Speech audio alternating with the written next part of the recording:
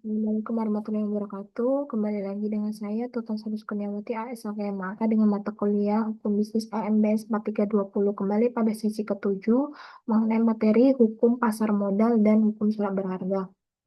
Pertama, kita akan membahas pasar modal.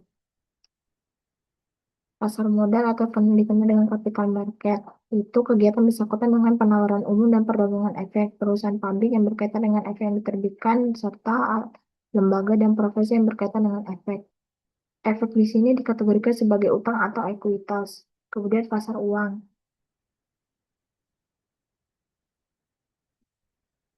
Pasar uang di sini pasar dengan instrumen keuangan jangka pendek. Kemudian hukum pasar modal, serangkaian peraturan perundang-undangan mengatur cara pemenuhan modal suatu perusahaan melalui penawaran umum, perdagangan efek, termasuk lembaga profesi penunjang yang terkait dengan efek dan perusahaan pabrik yang berkaitan dengan efek yang terbitkan. Kemudian sumber hukumnya banyak, ada peraturan pemerintah, ada keputusan menteri, ada keputusan menteri keuangan, perundang-undangan, peraturan pelaksanaan yang ditentukan oleh ketua Bapepam dan lainnya.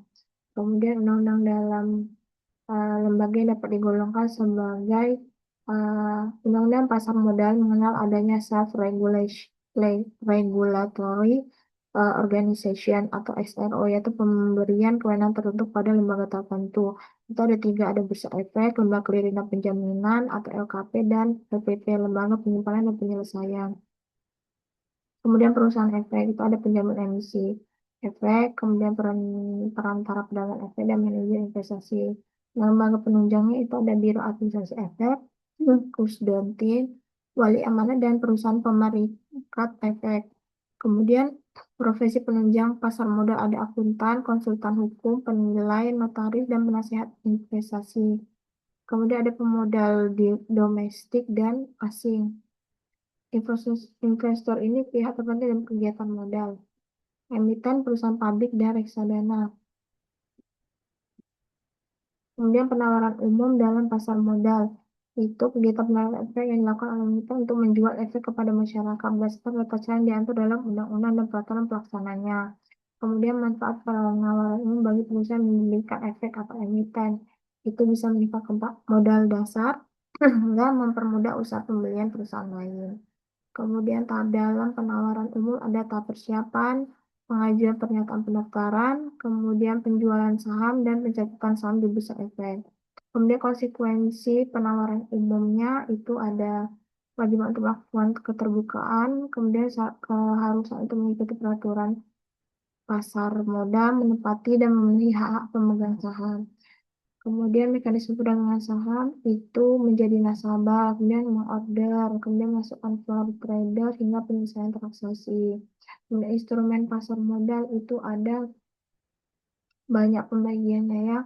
Instrumen utang atau obligasi bisa dapat berdasarkan pengalihan, jaminan, tata cara penetapan tata cara pembayaran, pembagian obligasi-obligasinya, hingga ke berdasarkan waktu jatuh tempo.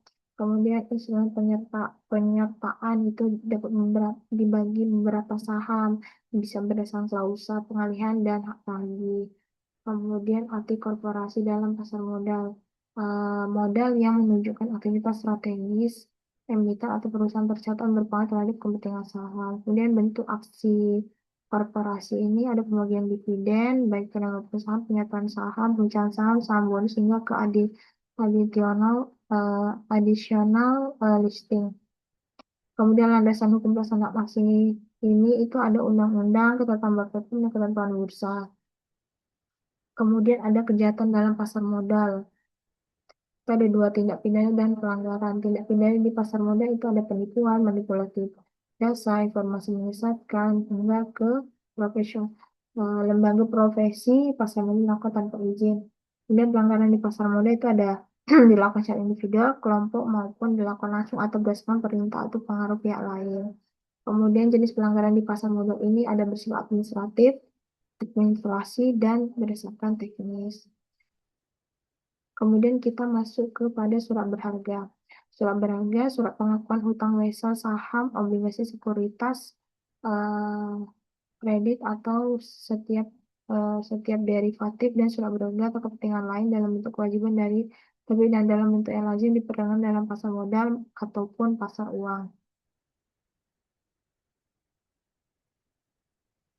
Kemudian fungsi adanya surat berharga di sini itu ada alat pembayaran untuk membedakan hal tagih dan surat bukti hak tagih. Jenis-jenisnya itu ada wesel, surat sanggup, dan lain-lain.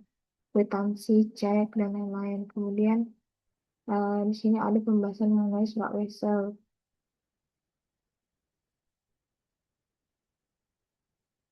Kemudian ada surat sanggup. Surat sanggup itu surat berharga yang dibuat kata aksep atau promise dalam mana penerbit menyanggup untuk membayar sejumlah kepada orang yang disebut.